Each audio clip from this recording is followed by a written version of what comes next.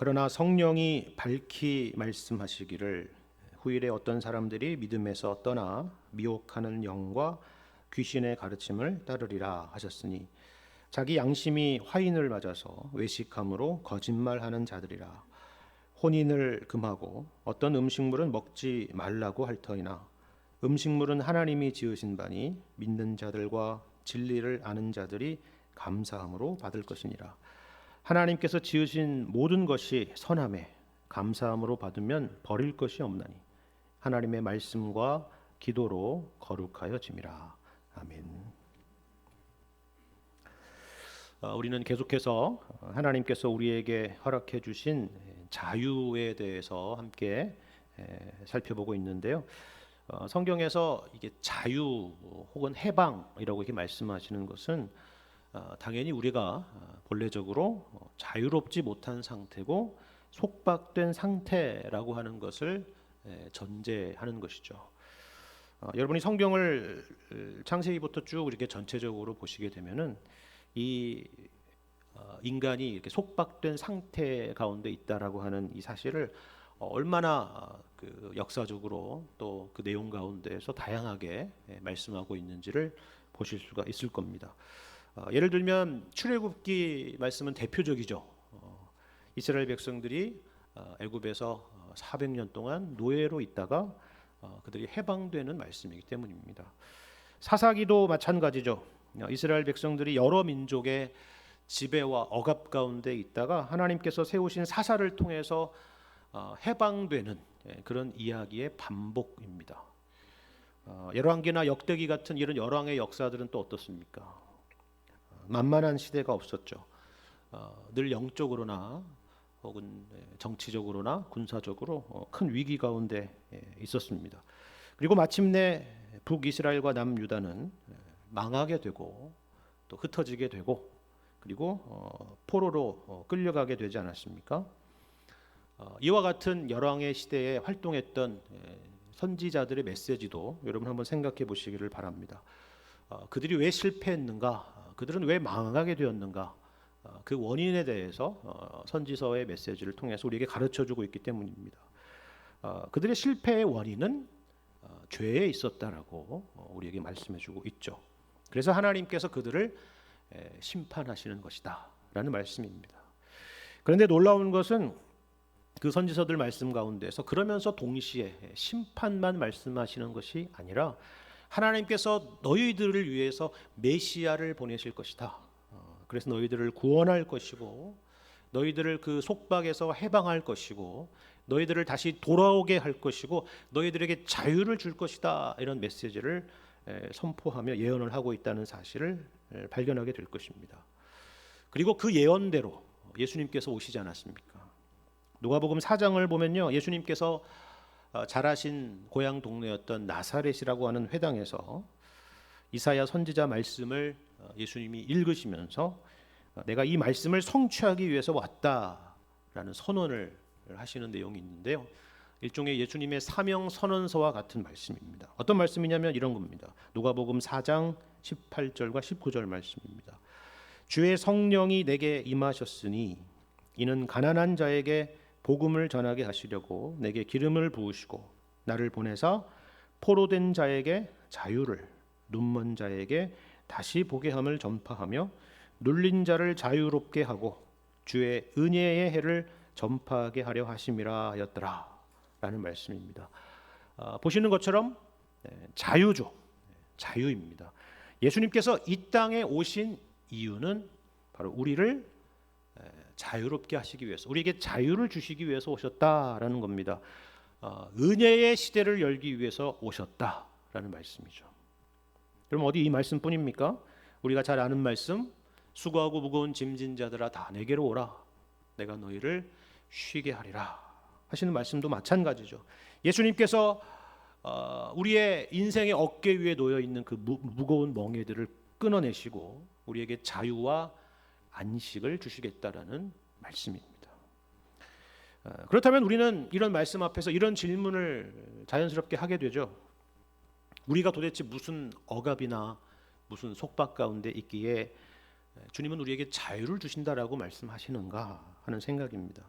물론 이것은 우리가 지난번 요한복음 8장 말씀에서도 살폈던 것처럼 유대인들이 예수님께서 자유에 대해서 말씀하시니까 던졌던 질문이기도 하고, 오늘날 우리도 누군가에게 복음에 대한 그 말씀을 전하고 전도를 하게 되면은 늘 만나게 되는 그런 질문이죠.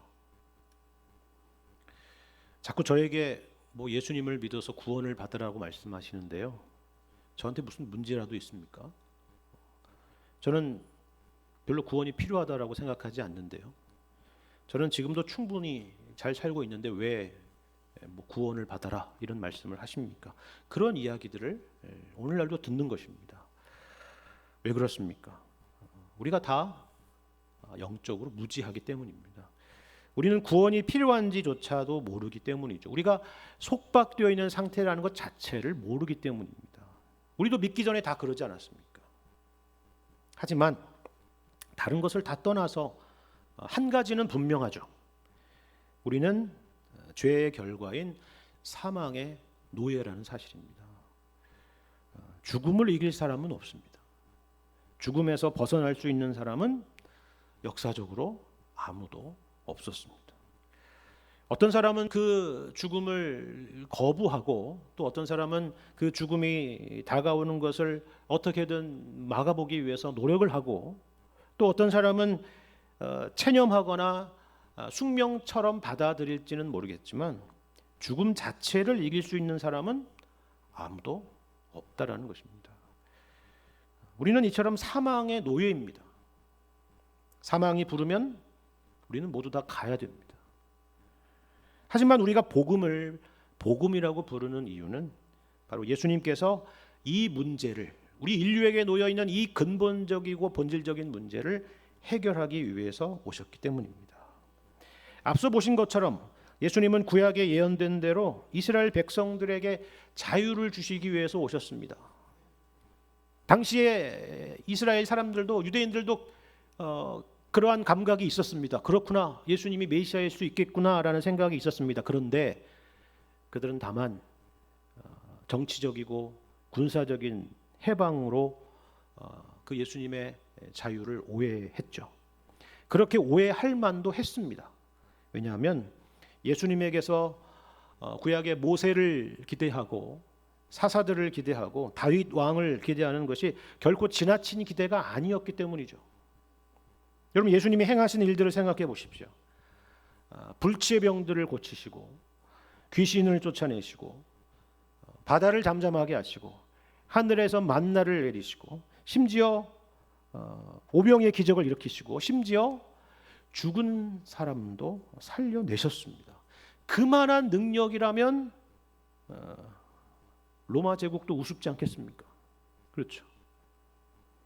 하지만 이 모든 이적들은 말 그대로 표적이었습니다. 표적이 뭐냐면 사인입니다. 지시하는 것이죠. 바로 예수님께서 하나님의 아들이시다라는 것을 말해주는 사인입니다. 그리고 하나님의 아들이신 예수님께서 우리와 같이 되셔서 우리의 모든 죄를 짊어지시고 우리를 대신하여 십자가의 형벌을 받으시고 죽으시고 부활하신 것입니다. 사망을 이기셨습니다. 우리를 위한 일입니다. 우리를 억누르던 죄와 사망의 짐을 벗겨내신 것입니다. 그러므로 누구든지 이것을 믿는 사람들은, 누구든지 예수님 안에 있는 사람들은 이제 더 이상 사망의 노예가 아니다라는 것입니다. 여러분, 사형 선고와 사형 집행이라고 하는 것은 그저 무슨 감정적으로 행하는 것이 아니라 그에 해당하는 죄가 있다라는 것을 전제하는 것 아닙니까? 율법이 바로 그 기준이고 그 법이죠.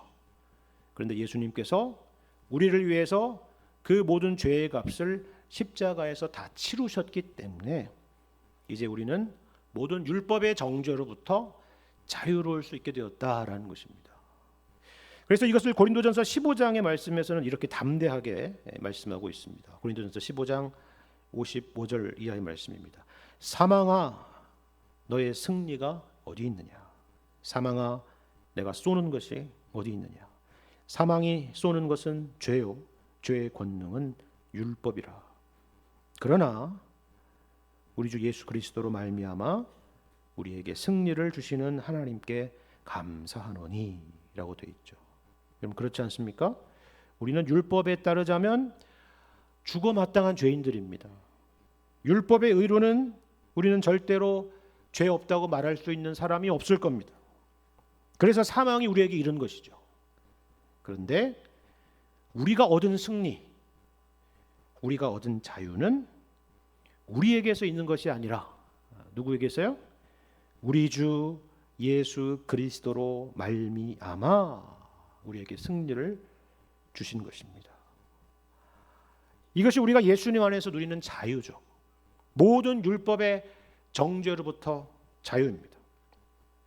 하지만 이것이 전부가 아니라고 지난주에 말씀을 드렸죠. 이어지는 말씀을 보세요. 58절입니다. 그러므로 내 사랑하는 형제들아 견실하며 흔들리지 말고 항상 주의 일에 더욱 힘쓰는 자들이 되라. 이는 너희 수고가 주 안에서 헛되지 않은 줄을 알미라 라고 말씀해요. 여러분 무슨 말입니까? 여러분 여기 이 58절이 앞에 있지 않고 뒤에 있다는 게 무슨 말이에요?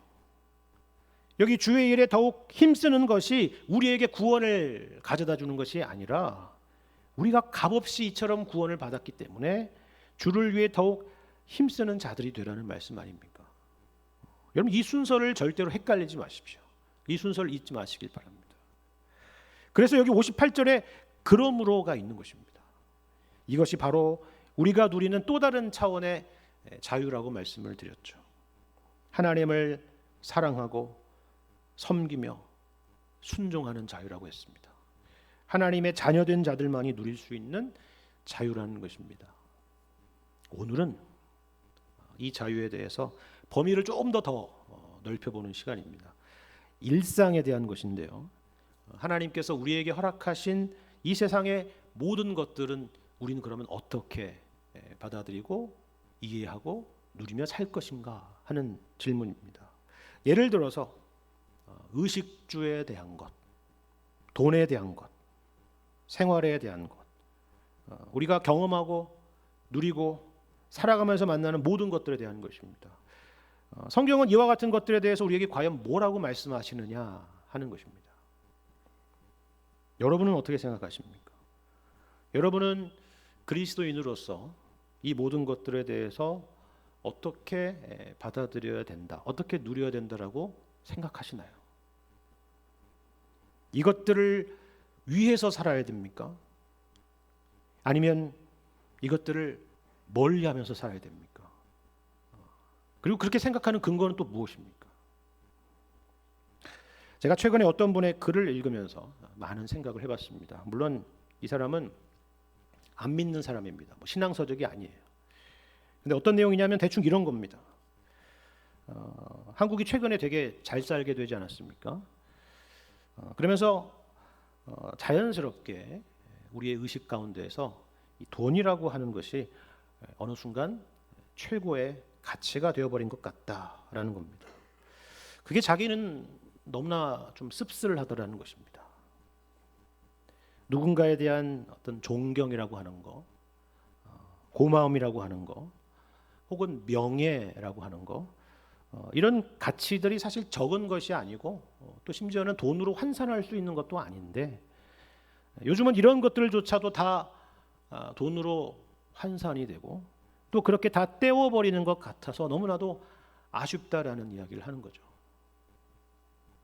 시대를 일깨우는 생각 있는 사람들의 그런 고민이 담겨 있는 깊은 발언들은 사람들에게 무시되기 일쑤지만 경제적으로 크게 성공한 사람들의 말 한마디 한마디들은 소셜미디어를 통해서 전 세계로 전파가 되고 수많은 사람들이 그 말에 대해서 좋아요, 좋아요, 좋아요 누르면서 마치 이 시대의 금원인 것처럼 금과 옥조처럼 추앙되는 이런 시대가 과연 정말 맞는 것인가 하는 그런 생각이 들었다라는 겁니다.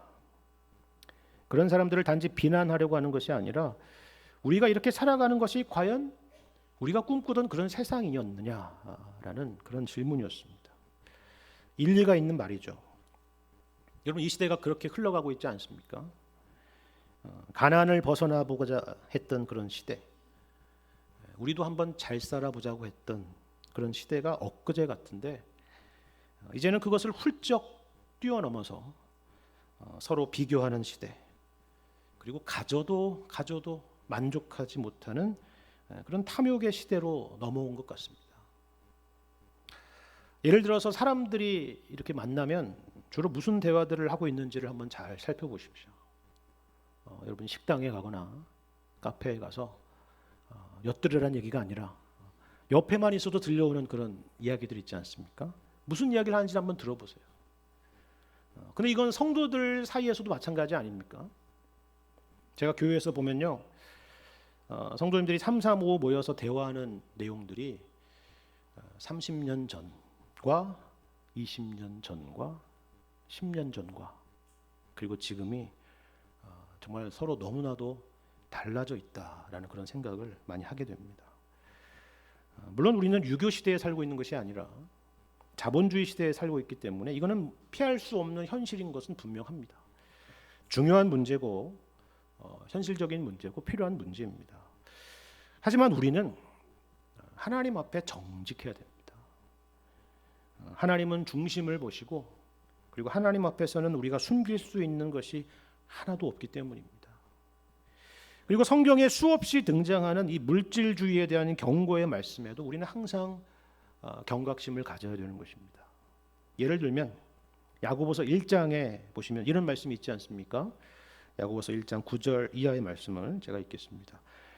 낮은 형제는 자기의 높음을 자랑하고 부한 자는 자기의 낮아짐을 자랑할지니 이는 그가 풀의 꽃과 같이 지나감이라. 해가 돋고 뜨거운 바람이 불어 풀을 말리면 꽃이 떨어져 그 모양의 아름다움이 없어지나니 부한 자도 그 행하는 일에 이와 같이 쇠잔하리라. 이렇게 말씀합니다.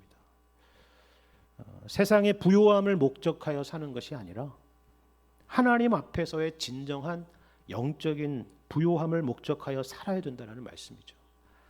이것이 진짜 복된 인생이고 지혜로운 인생이라고 야고보 사도는 말씀하는 것입니다. 이처럼 물질주의는 분명히 우리 경건의 커다란 적입니다. 우리도 이것을 잘 알고 있죠.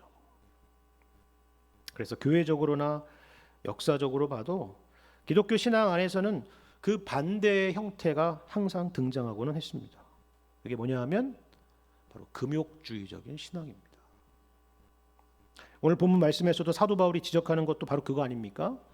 여러분 3절 상반절을 보시면은 사람들이 혼인을 금하고 어떤 음식물은 먹지 말라라고 하는 이 가르침에 이끌려서 그렇게 하는 사람들이 있었다라고 말씀하고 있죠. 여러분 여기서 혼인과 음식물에 대한 이야기를 하고 있지만 사실 범위를 더 넓혀서 보자면 많은 것들에 대해서 그런 태도를 취했을 것입니다. 그리고 그렇게 사는 것이 신앙적이다. 그게 경건이다. 이것이 거룩한 삶이다. 그렇게 생각을 했을 겁니다. 사실 우리도 그렇게 생각하는 경향이 있지 않습니까? 금욕적으로 사는 사람, 그리고 자기 절제를 하며 사는 사람들을 굉장히 남다른 사람으로, 경건한 사람으로 생각하고 또 대단한 사람들로 여기는 것입니다. 예를 들어서 제가 어디 40일 금식 기도를 하고 돌아왔다 그러면 여러분은 저를 보는 눈빛 자체가 다를 것입니다. 그렇죠? 제가 매일 한 끼씩을 금식하면서 기도한다라고 한다면 집에는 거의 들어가지 않고 교회 예배당에서 매일 밤을 철야하며 기도한다 그러면 여러분은 저를 굉장히 신령한 목사로 보겠죠. 목사님, 가정은 어떻습니까? 아이들은 잘 크고 있습니까? 학교는 잘 다니고 있나요? 이런 질문을 한다면 저는 그런 거 잘 모릅니다. 저는 하나님의 일에만 전념하고 가족들은 하나님이 다 알아서 해주실 것입니다. 그렇게 대답한다 그러면 아니 이렇게 무책임한 목사님이 있나 이렇게 생각하는 것이 아니라 역시 우리 목사님은 참 다르구나. 하나님께 헌신된 분이구나. 이렇게 생각을 하실 겁니다. 그리고 저는 그런 칭찬들을 들으면서 속으로 얼마나 만족하겠어요. 그렇죠? 내가 잘하고 있구나 이렇게 생각을 하겠죠. 어떻습니까? 이게 옳을까요? 이렇게 신앙생활하는 것이 과연 하나님이 기뻐하시는 일입니까? 그렇지 않습니다. 금욕주의는 신앙이 아닙니다. 물론 독신으로 부름을 받은 사람도 있고 또 금식하는 것이 때때로 필요할 때도 있죠. 사람 앞에서가 아니라 하나님 앞에서 어떤 신앙적인 결단들을 하고 내가 그렇게 하나님 앞에서 살아가야 되겠다라고 할 수도 있습니다. 그게 잘못된 것이 아닙니다. 그런데 문제는 뭐예요? 금욕주의라고 하는 것은 그렇게 살아야만 한다라고 생각하는 것입니다. 그렇잖아요. 여러분 여기 3절에서 보시면 결혼에 대한 이야기를 하고 있는데 결혼이라고 하는 거는 이런 면도 있고 저런 면도 있다라는 말씀을 하는 게 아니잖아요. 그렇죠? 그리고 여기 보면은 금식의 유익이 무엇인지 아니면 어떤 면이 있는지에 대한 설명도 아닙니다. 혼인을 금하고 어떤 음식물은 먹지 말라라고 하는 명령입니다. 그렇게 해야만 한다는 거죠. 그렇게 사람들을 미혹했다는 것입니다. 그러면 왜 많은 사람들은 이런 금욕주의적인 신앙에 잘 빠질까요? 뭐 여러 이유가 있겠지만 하나는 자신의 어떤 그 양심의 가책을 덜기 위한 것이기도 합니다. 어떤 것을 했다는 것으로, 어떤 것을 지켰다는 것으로, 혹은 어떤 것을 하지 않았다라고 하는 것으로 우리 내면에 여전히 도사리고 있는 그 죄와 그에 따른 죄책감을 상쇄하려는 것이죠. 덜어내려는 것입니다. 또 하나는 좀 더 적극적인 것입니다. 이런 일들을 통해서 하나님께 인정을 받고 또 보상을 받으려고 하는 심리가 우리 가운데 있는 겁니다. 그래, 아무도 이 시간에 기도하는 사람이 없는데 너는 이렇게 나와서 내 앞에서 기도를 하고 있구나. 내가 너를 제일 사랑한다. 막 이런 음성이 막 들리는 것 같고 그렇게 신앙생활을 하는 거예요. 더 나아가서는 이를 통해서 하나님께서 내 소원을 들어주시고 다른 사람들보다 더 복을 주실 것을 기대를 하는 것이죠. 하나님을 위해서 하는 일들 같지만 결국 자기 만족과 자기 자신을 위한 일들이 될 수 있다라는 것입니다. 여기에 대해서 오늘 본문 말씀이 우리에게 뭐라고 지적하는지 여러분 한번 보시길 바랍니다. 여러분 1절과 2절 말씀 함께 보겠습니다. 그러나 성령이 밝히 말씀하시기를 후일에 어떤 사람들이 믿음에서 떠나 미혹하는 영과 귀신의 가르침을 따르리라 하셨으니 자기 양심이 화인을 맞아서 외식함으로 거짓말하는 자들이라 이렇게 말씀해요. 일단 사도 바울은 사람들의 신앙이 이런 방향으로 변질되는 것들을 보고 깜짝 놀란 게 아니고 모르지 않았다는 것을 여러분 주목해 보시길 바랍니다. 여기 1절에 성령이 밝히 말씀하셨다라는 게 그거 아닙니까? 이거는 공생애 가운데 예수님께서 하신 제자들에게 하신 말씀일 수도 있고 또 바울에게 주신 계시의 내용일 수도 있습니다. 동일한 내용입니다. 그런데 여기 밝히 말씀하셨다라는 것은 이처럼 모두가 다 아는 내용 아니냐 그 말입니다. 어떤 내용이요? 후일에 사람들이 믿음에서 떠나서 미혹하는 영과 귀신의 가르침을 따르리라 라는 것입니다. 우리는 보통 여기 미혹하는 영 혹은 뭐 귀신의 가르침 이러면 뭔가 무슨 영화에서나 나올 법한 무슨 신비한 어떤 뭐 영적인 뭐 그런 것들을 떠올리기가 쉬운데요. 그런 얘기가 아닙니다. 여러분 사단 마귀가 하는 일이 뭐겠습니까? 그저 밤에 갑자기 막 나타나가지고 우리 겁주고 막 두렵게 하고 무섭게 하는 뭐 그런 거를 할까요? 아니에요. 그렇지 않습니다. 만약 그런 일들이 있으면 어떡하겠어요? 주님을 찾겠죠. 평소에 주님 안 찾다가도. 그렇잖아요. 그러면 작전 실패 아니에요? 왜요? 사단은 언제나 목적은 오직 하나이기 때문에 그렇습니다. 우리를 하나님으로부터 멀어지게 하는 것입니다. 복음으로부터 멀어지게 하는 거예요. 그래서 여러분 여기 1절에 뭐라고 되어 있습니까? 믿음에서 떠나게 한다라는 표현이 있는 것입니다. 그렇죠. 그렇다면 구체적으로 어떤 거라는 것입니까? 여기 2절에 보시는 것과 같습니다. 여기 외식함이라고 하는 말은 외형적인 모양은 그럴듯하게 갖고 있다는 의미죠. 누가 보더라도 경건하다고 할 만한 것들이 있습니다. 하지만 바로 그 모습에 숨어서 정작 하나님에 대한 믿음과 은혜의 복음과는 멀어지는 것입니다. 이게 참 아이러니한 일 아닙니까? 가장 경건해 보이는 일이 가장 하나님과 멀어질 수 있는 일이 될 수 있다는 것입니다. 껍데기만 남고 정작 하나님을 향해야 되는 신앙의 본질은 사라져버릴 수 있다는 거예요. 이처럼 금욕주의라고 하는 것은 하나님 중심의 신앙이 아니라 결국 자기 자신 중심의 신앙인 것입니다. 그래서 자기 연민의 신앙에 빠질 수도 있고, 더 나아가서는 내 목적을 위해서 이 경건이라고 하는 것을 수단 삼는 그런 신앙이 될 수도 있는 것입니다. 우리가 새겨들어야 될 경고입니다. 탐욕주의도 아니고 금욕주의도 아닙니다. 자, 그렇다면 우리는 어떤 신앙을 가져야 될까요? 그럼 여기 4절을 보시면 우리가 기억해야 될 중요한 사실이 있다라고 말씀하죠. 뭐라고 말씀합니까? 하나님께서 지으신 모든 것이 선함에 감사함으로 받으면 버릴 것이 없다라는 것입니다. 여러분 이 말씀을 꼭 기억하시길 바랍니다. 여러분 이 말씀은 우리를 창세기 1장으로 안내합니다. 하나님의 창조에 대한 말씀이죠. 이 땅에 그 어떤 것도 하나님이 만드시지 않은 것이 없습니다. 그런데 여러분이 창세기 1장에 보시면 아시다시피 모든 창조의 끝에는 어떤 말씀이 있어요? 하나님이 보시기에 좋았더라 라는 말씀이 있습니다. 하나님께서 창조하실 때 어떤 것은 좋은 것, 또 어떤 것은 나쁜 것으로 만드시지 않았다라는 것입니다. 어떤 것은 거룩한 것, 또 어떤 것은 부정한 것으로 만드시지도 않았죠. 그러면 왜 성경에 정한 것, 부정한 것이 있습니까? 이런 질문을 하게 되죠. 그런 식의 구분은 타락 이후에 이뤄진 일입니다. 이유가 뭡니까? 바로 타락 이후라고 하는 것에 답이 있죠.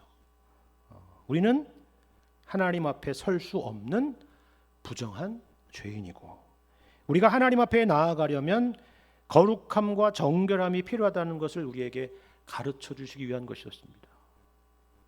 하지만 이제 예수님께서 오셔서 이 모든 구약이 가리키던 것들을 다 성취하심으로 그 역할은 다 하게 된 것입니다. 그렇기 때문에 아직도 음식에 대한 구약의 율법적인 생각에서 벗어나지 못한다면 그것은 경건한 것이 아니라 예수님의 완전하신 구원을 아직 믿지 못하는 것이다. 그것이 바로 성경이 말씀하는 것입니다. 그래서 여러분 오늘 본문 3절 하반절에 이렇게 말씀하고 있지 않습니까? 음식물은 하나님이 지으신 바니 믿는 자들과 진리를 아는 자들이 감사함으로 받을 것이니라 라는 말씀입니다. 누가 감사함으로 받을 수 있다고요? 믿는 자들과 진리를 아는 자들입니다. 예수님의 구원을 믿는 자들이고 복음을 아는 우리가 그렇게 할 수 있다는 말씀입니다. 그러므로 이제 우리는 창세기 1장의 말씀처럼 모든 것들은 하나님께서 지으신 것이고 선한 것이며 감사함으로 받으면 버릴 것이 없다는 것을 아는 것입니다. 이것이 바로 우리에게 허락된 자유입니다. 이 세상에 하나님이 주신 모든 것들을 제한 없이 누릴 수 있는 자유죠.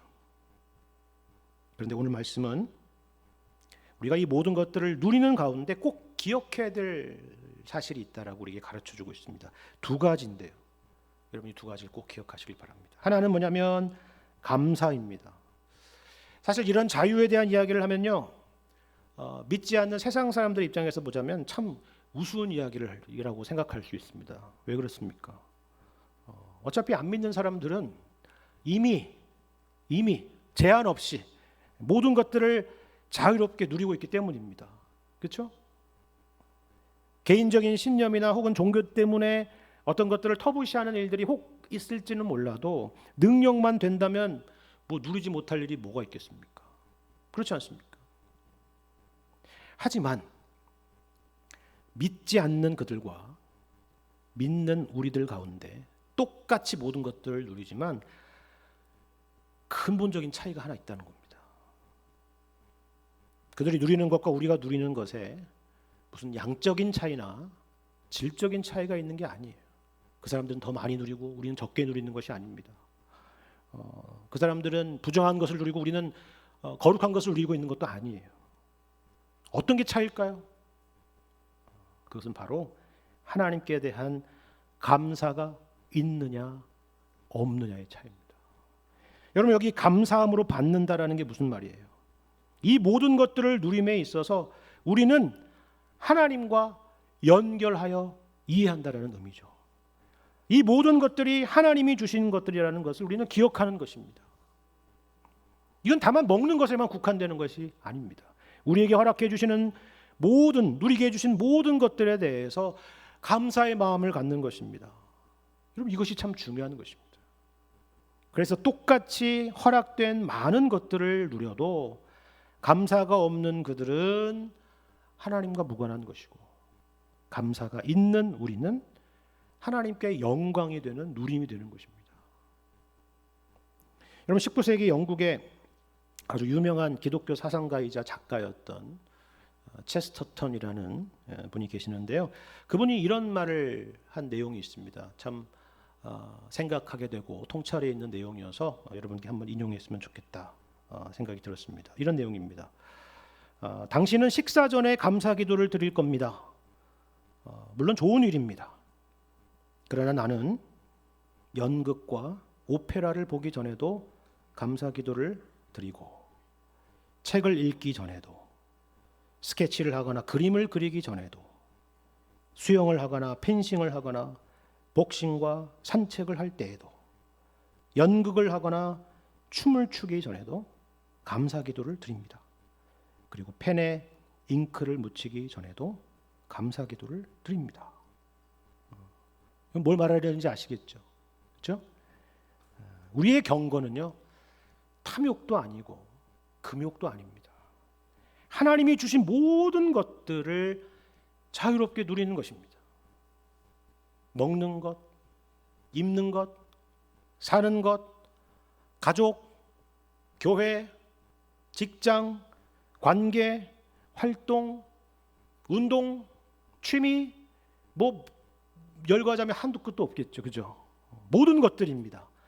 이 모든 것들을 우리에게 허락해 주신 것입니다. 버릴 것이 없습니다. 단 어떻게 해요? 감사함으로 누리는 것입니다.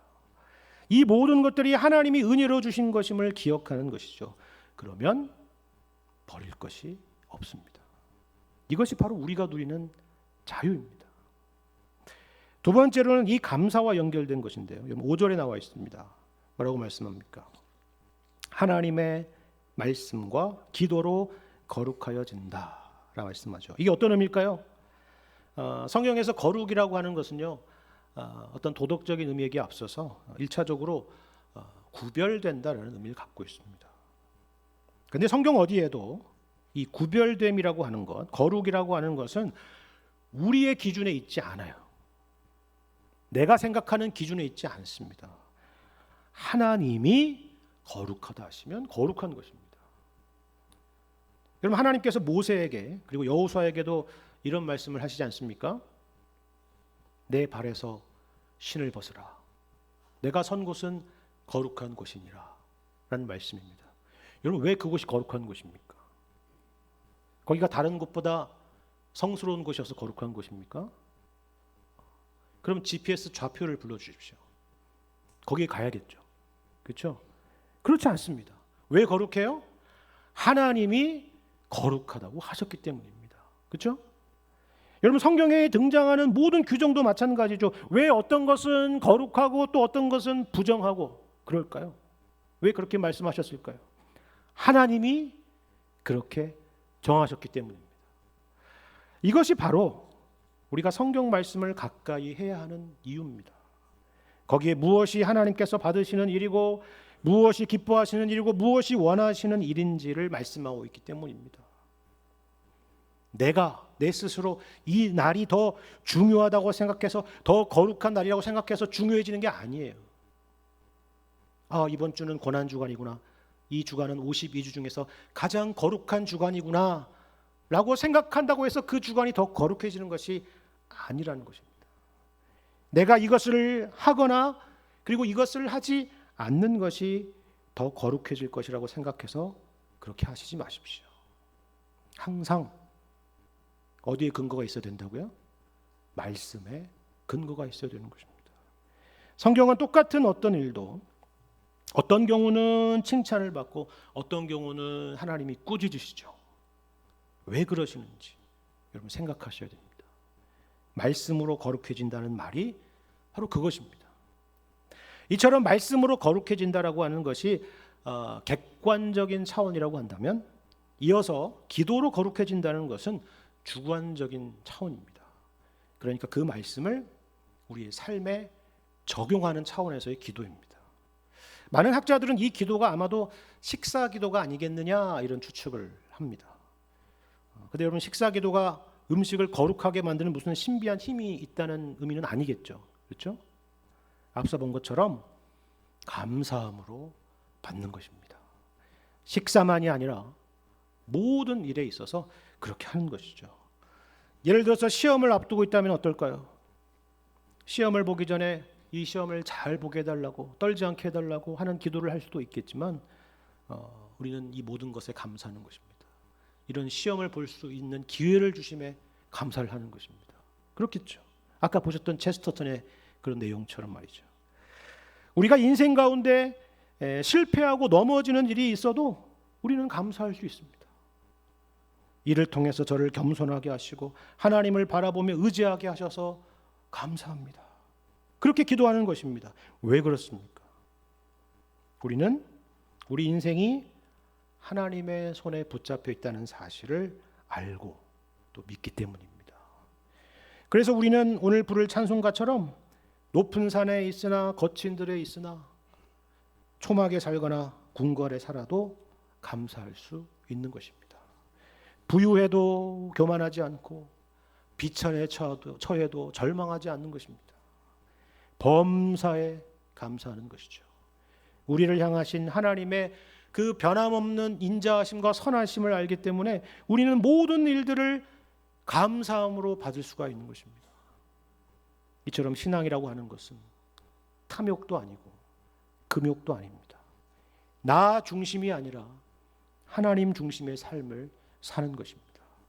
우리에게 주신 모든 것들, 그 어떤 것들도 모두 다 하나님의 선물로 여기는 것입니다.